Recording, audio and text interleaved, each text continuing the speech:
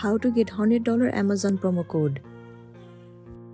The very first thing you want to do is to head over to any of the web browser or the Safari. In the search bar, search for Amazon promo code or coupon code. Different sites will be visible to you. You can head over to any one of it.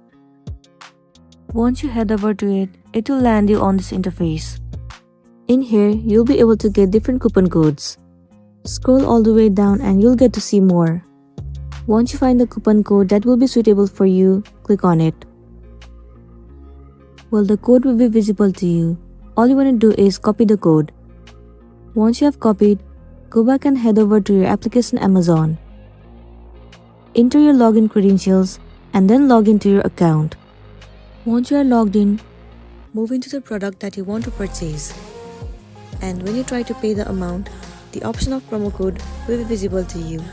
What you want to do is simply paste the promo code that you have just copied and click on apply.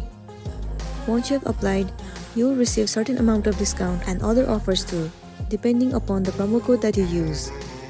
So that's it, and this is simply how you can get $100 Amazon promo code.